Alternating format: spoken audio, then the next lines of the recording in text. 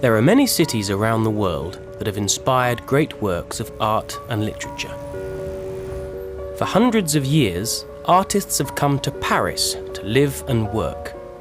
Writers like George Orwell, F. Scott Fitzgerald, Ernest Hemingway, and many others travelled from across Europe and around the world to experience life in the city. The beautiful city of Prague inspired the work of Franz Kafka, and since the early 20th century, New York has been home to many writers and artists.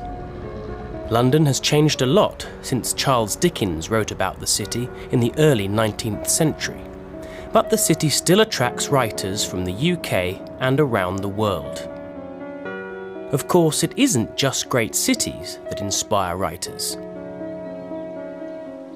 Every year, people travel from around the world to the Lake District in the north of England to visit a tiny farmhouse in the middle of beautiful English countryside. Hilltop Farm was the home of Beatrix Potter. Potter wrote and illustrated The Tale of Peter Rabbit and many other stories for children. Since she wrote Peter Rabbit in 1902, publishers have sold more than 40 million copies, and they have translated the story into more than 35 languages. Hilltop has been open to the paying public for over 60 years, and it's still as popular as ever. In 2011, there were over 100,000 visitors.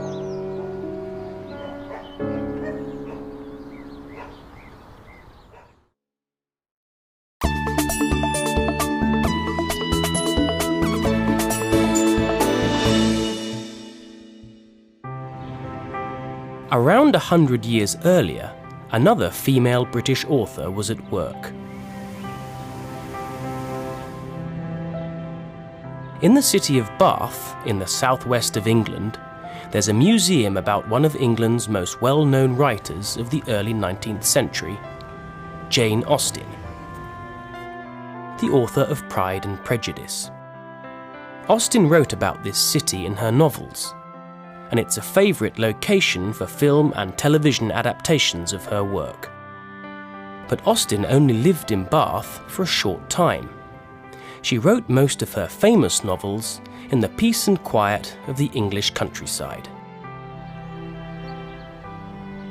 This is Chawton, a 17th century country house where Jane Austen lived with her mother and sister Cassandra from 1809 until just before her death in 1817.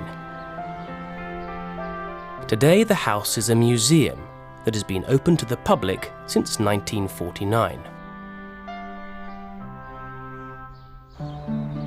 The Austen family weren't very wealthy, and they didn't have a great estate.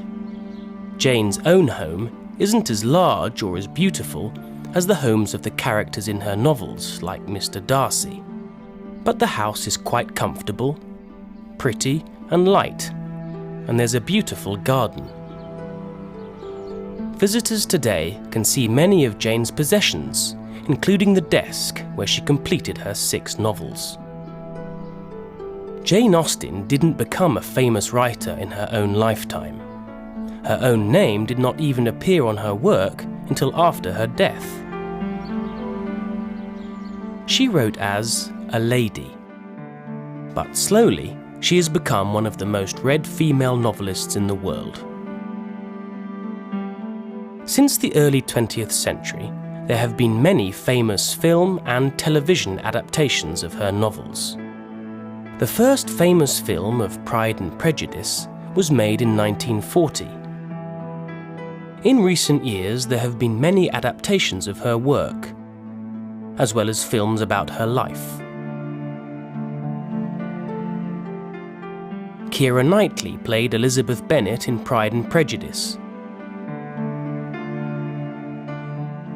and Anne Hathaway played Jane Austen herself in a film about her life, Becoming Jane. And still today, fans come to this quiet and gentle part of the English countryside to learn more about her life and work.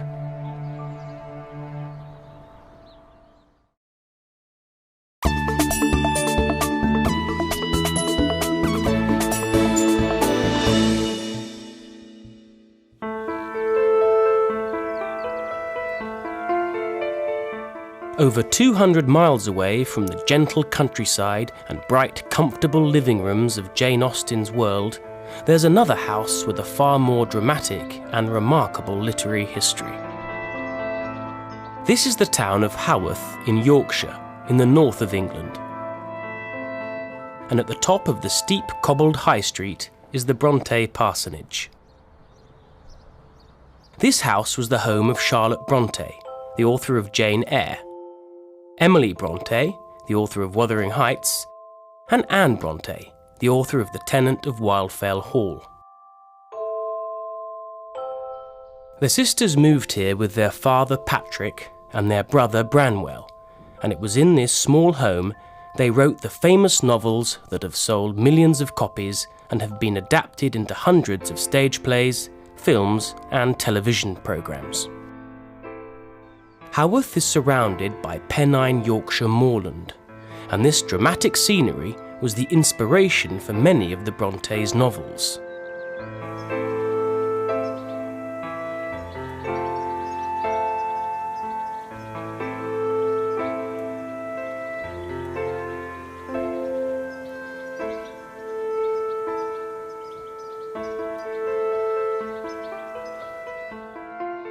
Life was very hard here in the mid-1800s.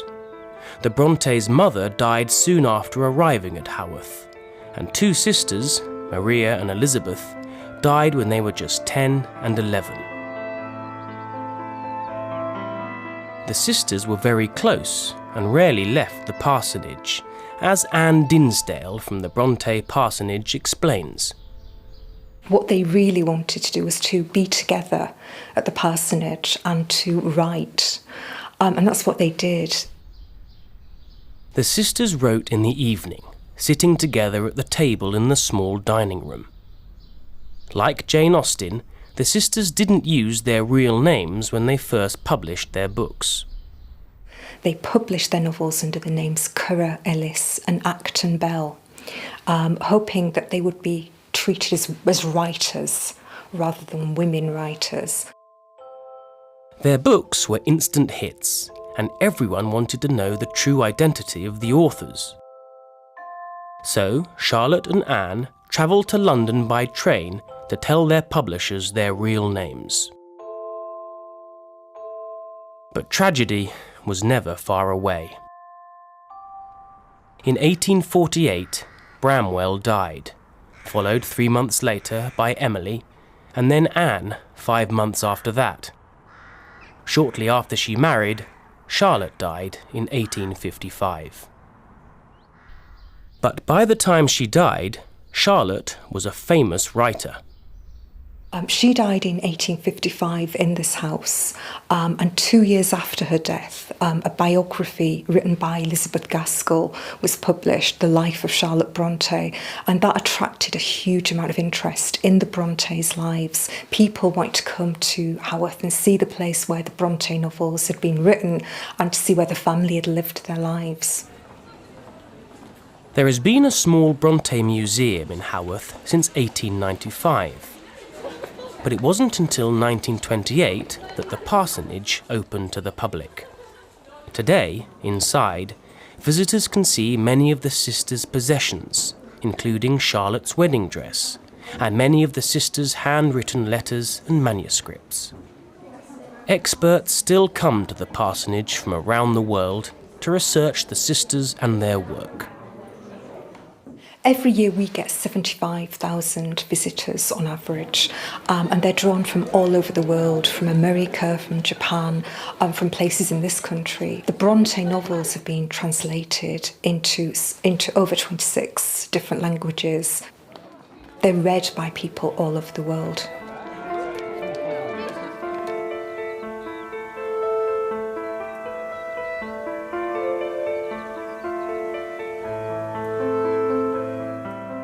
For many visitors, it is exploring the dramatic Yorkshire countryside surrounding the parsonage that really helps them to understand the powerful novels of the remarkable Bronte sisters.